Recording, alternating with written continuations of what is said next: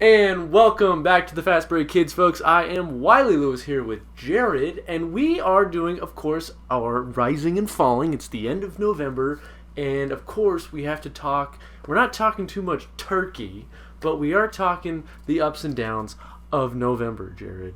And a lot of things happen, as is typical with most months. A lot of things happen in just the world in general. Number one, Rising.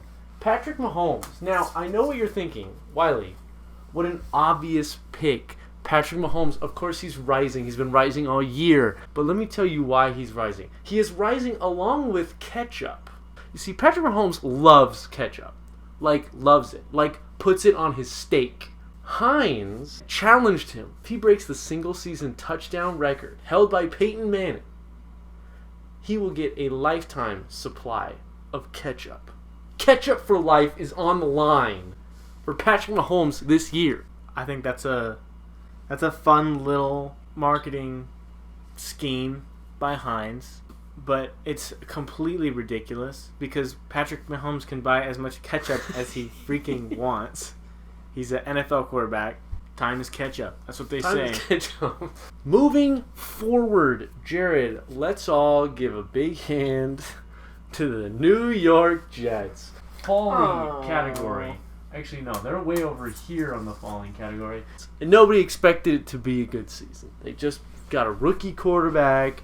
They have a dumpster fire of a roster. You go digging through that offense, it's just a bunch of hand-me-downs. They got them at Goodwill. The New York Jets fans, they know what's up. They are New York through and through. And by that, I mean they are negative, they are pessimistic, and they know how to hit you where it hurts. Even when you think that you're close to them and they get you, they're just, getting pounded at home by the Buffalo Bills. The New York Jets finally get on the board. They kick a field goal, and it's 31-0, and they get a field goal. And what does the New York Jets crowd do? They sarcastically cheer for the New York Jets. And it was pretty, obvious that they were sarcastically cheering, because it was a pretty heavy cheer. Right. It's one thing to have an entire stadium full of people mentally together, all on the same wavelength. On the same sarcastic wavelength. I don't know if that's, really sad or if it's, kind of impressive. It's both. I mean, it can be both of those things easily. They banded together on that one. What are you going to do? I get that. Jags season's in the toilet right now, so I'm not going to sit here and judge the New York Jets. Did you dunk this in the toilet? I did. That's what that smell is. So that smell is New Balance rising. Jared, New Balance strikes a huge deal with Kawhi Leonard. I think I was shocked to know that New Balance still exists. Well, they exist. Hold up. Now, back it up for a second there, Wiley. You may not be their target audience, but you better believe that there's a massive audience for New Balance shoes. There's dads all over the place, dude. Most people become dads, and most people end up picking up a pair of New Balance shoes. Most people become dads. A statistically large number of people become dads. Look to your left. To be fair, look to the person on your right. Right. One of you will be a dad someday. New Balance's offerings lately have been better. They have some pretty dope shoes. All you ever see are your uncle, his dirty old New Balances that he just got working. If Mr. Krabs wore shoes, he'd wear New Balances, dude. That's a great segue point. You know what? Moving forward to much sadder news. First of all, shout out to Steven Hillenburg, the creator of SpongeBob. Sadly, tragically passed away this past week. What a groundbreaking television show. As far as we can say, if a cartoon is groundbreaking, SpongeBob really changed the game. SpongeBob was the one. It was edgy. It was the flagship, a legendary show. My favorite cartoon of all time. Those first 3 seasons are absolutely straight gold. And,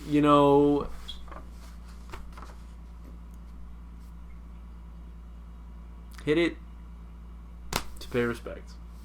Just hit it. SpongeBob is rising, and Steven Hillenburg is rising. Thank you, hitting it. I'm going gorilla here, Jared style. Wrote this one down physically because the picture that I printed out looked a little strange, and I wasn't going to chance it and put it on here and have to blur it out later. Printed out some pepperonis, and it ended up looking like a ween. Pepperonis are rising, and Jared, you're probably wondering, what the heck does pepperonis have to do with anything?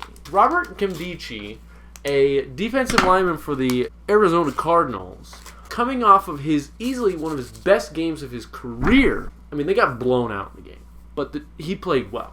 And so the reporters asked him, what was it that you felt like really fueled that performance for you? And he is quoted as saying, "Pepperonis give me more fuel.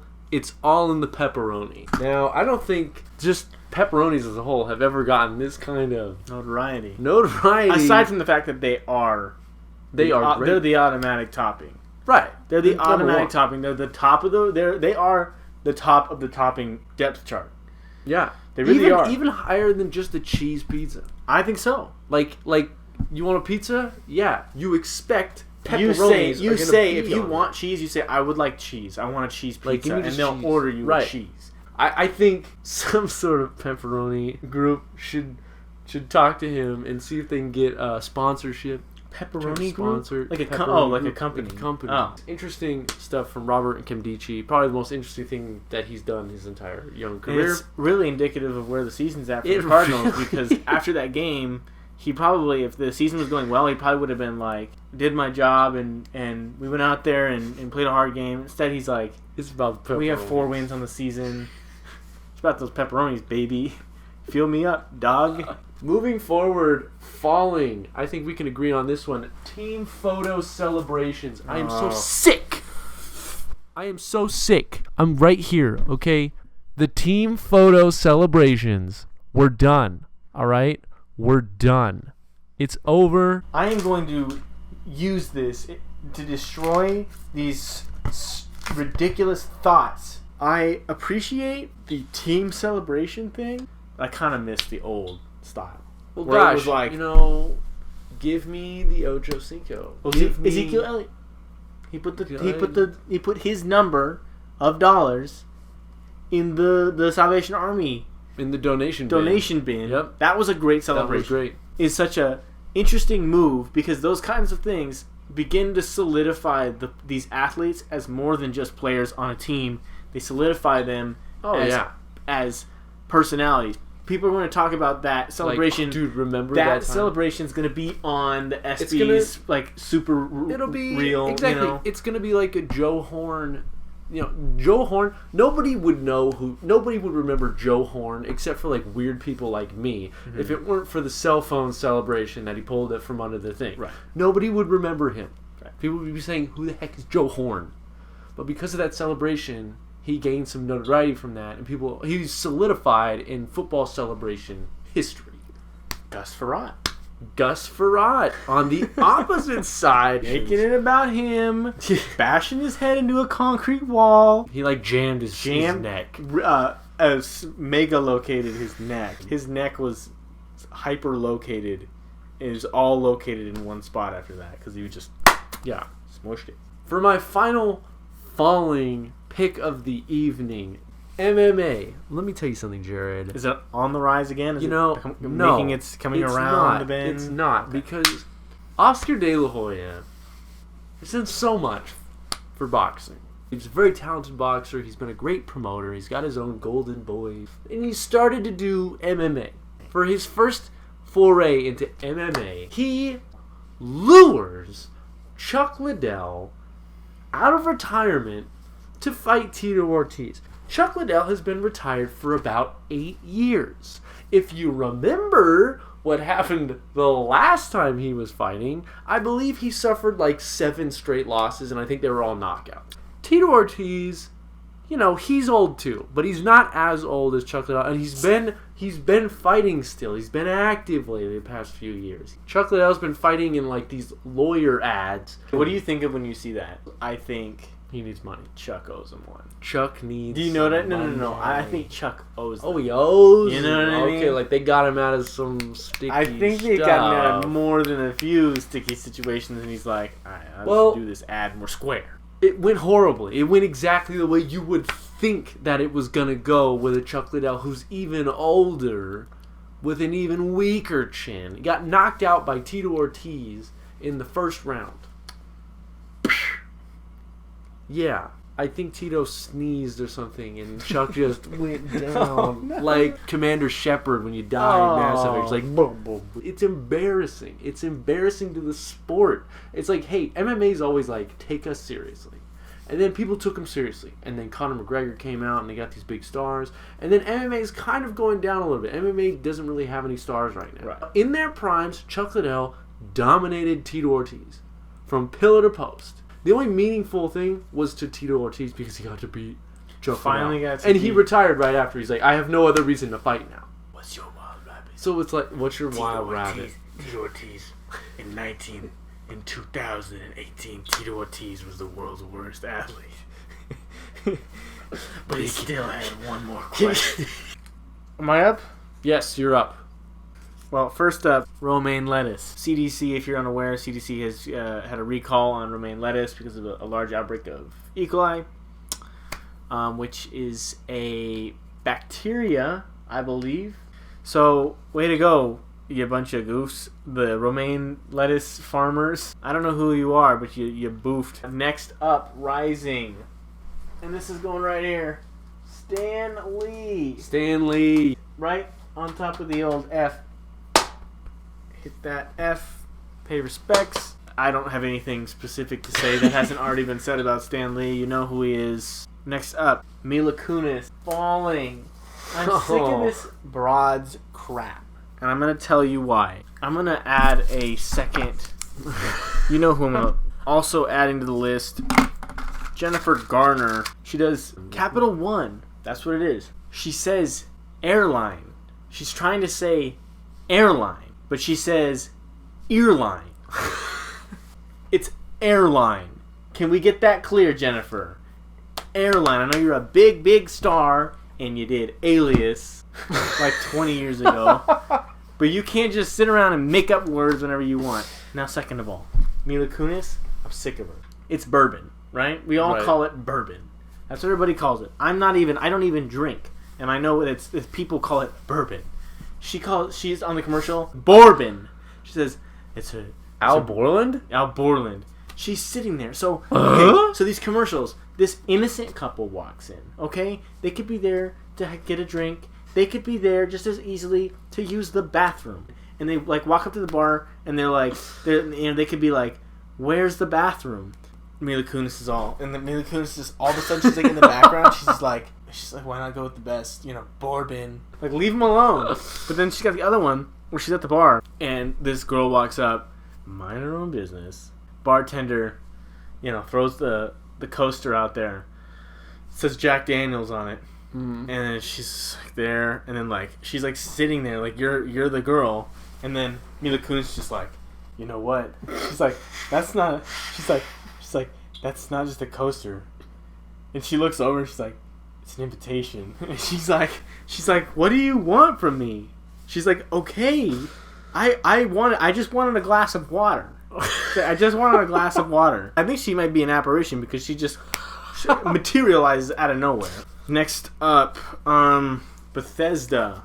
Falling. Used to really like you, man. You were like the smart kid, the nerdy kid in school. If you gave him a chance, you'd like see that this guy's a really gave him a shot to like get to know him. If you wouldn't, everybody else would just write him off. They'd look, and they're like this looks dumb. This looks nerdy.